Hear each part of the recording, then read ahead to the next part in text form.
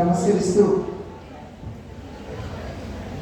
సభాధ్యక్షులు సోదరులు తూర్పుగోదావరి జిల్లా అధ్యక్షులైనటువంటి పికి నాగేంద్ర గారికి,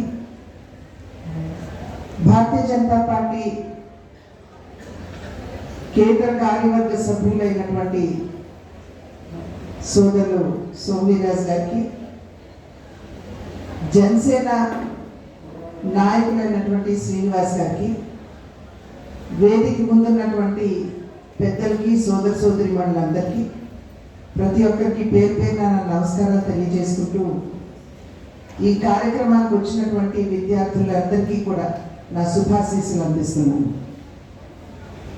ముందుగా ఇక్కడ ఉన్నటువంటి వారికి మాత్రమే కాకుండా యావత్ భారతదేశ ప్రజలందరికీ రాజ్యాంగ దినోత్సవ శుభాకాంక్షలు నేను సభా వేదిక ప్రతి ఒక్కరికి తెలియజేస్తున్నాను.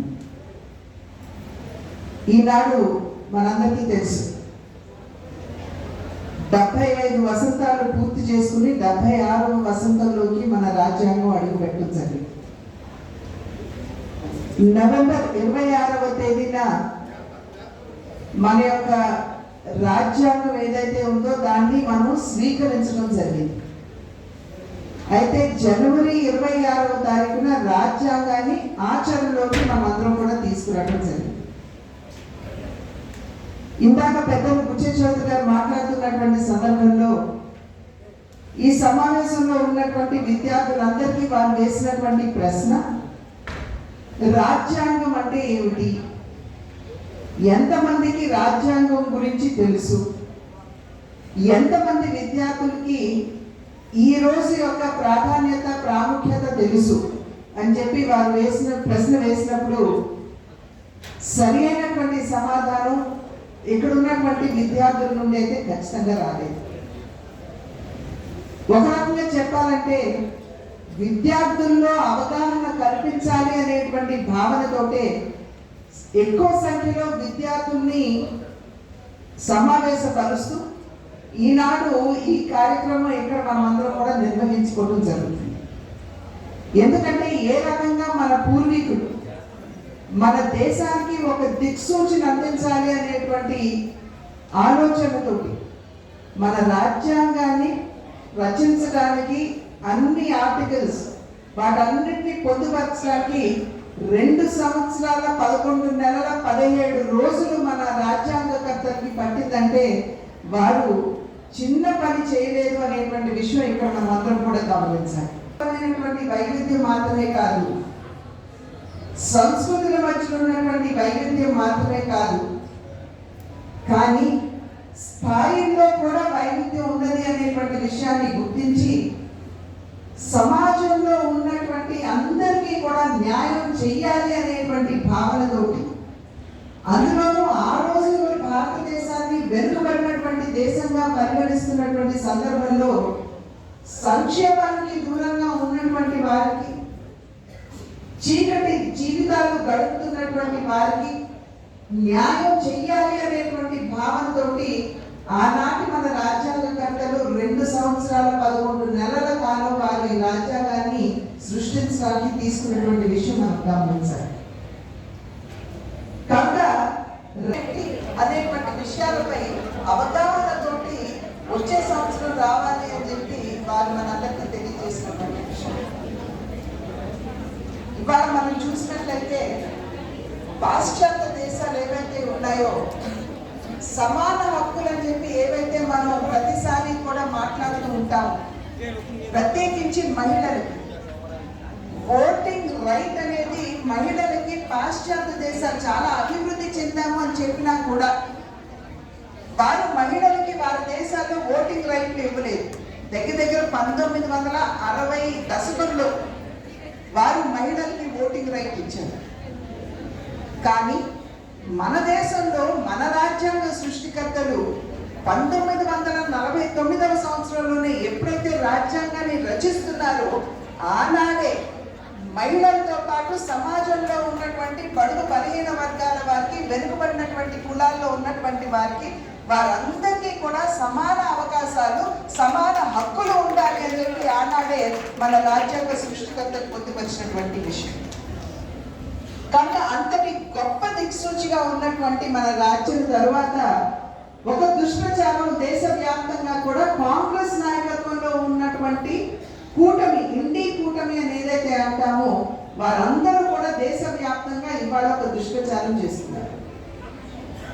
ఆ దుష్ప్రచారం ఏంటంటే, Bharatiya Janata party single largest పార్టీగా కనుక వచ్చినట్లయితే రాజ్యాంగాన్ని ఎత్తివేస్తారు లేదా మార్చి వేస్తారు అనేటువంటి దుష్ప్రచారం దేశవ్యాప్తంగా వారు చేస్తున్నటువంటి నేపథ్యం. ఈ పరిస్థితిలో నేను మీ అందరికీ కూడా తెలియజేయవలసినటువంటి విషయం, నరేంద్ర మోడీ గారు అనేక సందర్భాల్లో వారు నొక్కి వక్కాణించింది ఏమిటంటే, ఇవాళ నేను ఈ స్థాయికి, దేశ ప్రధాని అయ్యే స్థాయికి నేను ఎదగలిగాను అని అంటే అది కేవలం ఆనాడు బాబాసాహెబ్ అంబేద్కర్ గారు రాజ్యాంగ మాధ్యమంగా ఇచ్చినటువంటి రిజర్వేషన్స్ వలనేనని చెప్పి వారు చెప్పారు. అలా చెప్పినటువంటి ప్రధాని ప్రతిసారి ఎక్కడికి వెళ్ళినా కూడా రాజ్యాంగాన్ని తన నుదుటిని ఆనించి తన గౌరవాన్ని చాటుకునేటువంటి ప్రధాని అసలు రాజ్యాంగాన్ని ఎత్తివేసే పని చేస్తాడా అని చెప్పి వాళ్ళందరికీ నేను వేస్తున్నటువంటి ప్రశ్న. అది మాత్రమే కాదు, కాంగ్రెస్ పార్టీని చూశారంటే ఇప్పుడు ఉన్నటువంటి విద్యార్థులందరూ కూడా రాహుల్ గాంధీ గారిని టీవీలో చూసే ఉంటారు. రాహుల్ గాంధీ గారు కావచ్చు, వారి సోదరిమణి ప్రియాంక గాంధీ గారు కావచ్చు, లేదా వారి పార్టీకి చెందినటువంటి నాయకులు కావచ్చు, రాజ్యాంగాన్ని చేత పట్టుకుని గాలిలో తిప్పుతూ వారు తిరుగుతూ ఉంటే ఏ రకంగా మన రాజ్యాంగాన్ని అపహాస్యం చేస్తున్నారో ఒక్కసారి మనం అందరం కూడా ఇప్పుడు గమనించాలి. కానీ మనం ఏం చేస్తున్నాం? నరేంద్ర మోడీ గారు వారి నుదుటిని రాజ్యాంగానికి ఆంచి వారి గౌరవాన్ని తెలుపుతూ ఉంటే మనం పూజ్య భావంతో రాజ్యాంగ పీఠికని మనం పెట్టుకుని మన పుష్పాంజలి కట్టించుకుంటూ ఉంటే వారు రాజ్యాంగాన్ని ఒక చిన్న కాపీని వారి గాల్లో తిప్పుతూ అపహాస్యం చేస్తుంటే ఇది నిజంగా సమర్థనీయం అని చెప్పి మిమ్మల్ని మీ అందరికీ కూడా నేను వేస్తున్నటువంటి ప్రశ్న. కనుక గౌరవించేది ఎవరు రాజ్యాంగాన్ని, గౌరవించని వారు ఎవరు అనేటువంటి విషయాన్ని ఇక్కడ ఒక్కసారి మనమందరం కూడా బేరీస్ వేసుకోవాల్సినటువంటి అంశం. పదే పదే ఇండి కూటమి ఏమని చెప్తుంది? Bharatiya Janata party single largest పార్టీగా వచ్చినట్లయితే వారు రాజ్యాంగాన్ని మార్చి వేస్తారు అని. ఇవాళ సభాముఖంగా ఇక్కడ ఉన్నటువంటి విద్యార్థులందరికీ నేను తెలియజేస్తున్నటువంటి విషయం, రాజ్యాంగం 75 సంవత్సరాలు పూర్తి చేసుకుని 76వ సంవత్సరంలోకి అడుగుపెట్టింది. కాంగ్రెస్ పార్టీ 55 సంవత్సరాలు వారు అధికారంలో ఉన్నారు. భారతీయ జనతా పార్టీ 16 సంవత్సరాలు, అంతకుముందు వాజ్పేయి గారు, ఇప్పుడు 10 సంవత్సరాలు నరేంద్ర మోడీ గారు, 16 సంవత్సరాలు భారతీయ జనతా పార్టీ కూటమి అధికారంలో ఉంది. కాంగ్రెస్ పార్టీ అధికారంలో ఉన్న 55 సంవత్సరాల కాలంలో 75 సవరణలు రాజ్యాంగానికి చేసినంత వాళ్ళకే దక్కుతుంది. నేను ఇందాకన్నట్లుగా భారతీయ జనతా పార్టీ కూడా చేసింది. అధికారంలో ఉన్న 16 సంవత్సరాల్లో 22 పర్యాయాలు భారతీయ జనతా పార్టీ కూడా రాజ్యాంగ సవరణ చేసింది. చేయలేదు అని చెప్పడం లేదు. కానీ ఇక్కడ అంశం ఏంటంటే ఎందుకు చేయబడింది? వారు 75 సార్లు ఎందుకు చేశారు, మనం 22 సార్లు ఎందుకు చేశాం అనేటువంటి విషయాన్ని ఇక్కడ మనం బేరీస్ వేసుకోవాలి. ఇందాక పెద్దలు వీర్రాజు గారు మాట్లాడుతున్నటువంటి సందర్భంలో కొన్ని విషయాలు వారు చెప్పారు.